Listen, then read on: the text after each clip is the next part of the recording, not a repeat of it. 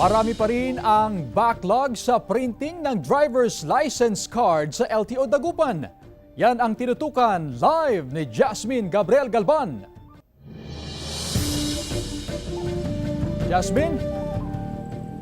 Chris, sa kabuuan umabot sa mahigit 10,000 ng backlogs ng driver's license card sa LTO Dagupan City District Office. Sapat ang supply ng DL cards. Ang problema lamang sa ngayon ay kukonti lamang yung nag-claim ng kanilang mga driver's license.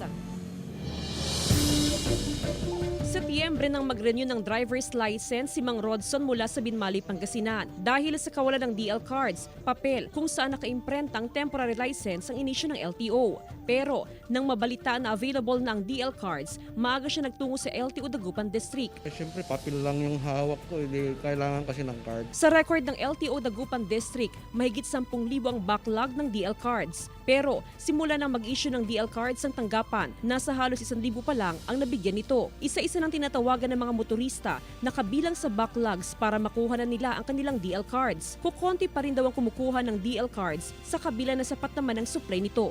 Lalo na kung nanggaling sa malayong mga tao, no? Kailangan nila yung driver's license cards nila, lalo na yung mag-abroad. Ibibigay namin lahat yan kapag as they come talaga.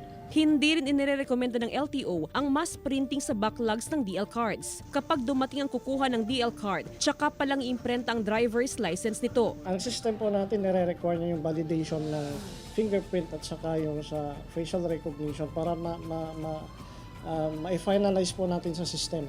Panawagan ng LTO sa mga naisyuhan ng temporary DL card na magtungo na sa LTO Dagupan City District Office para makuha ang kanilang lisensya.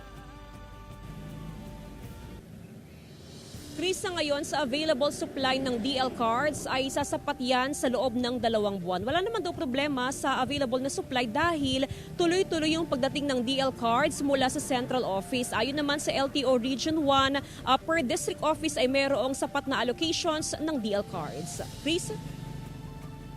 Maraming salamat, Jasmine Gabriel Galban.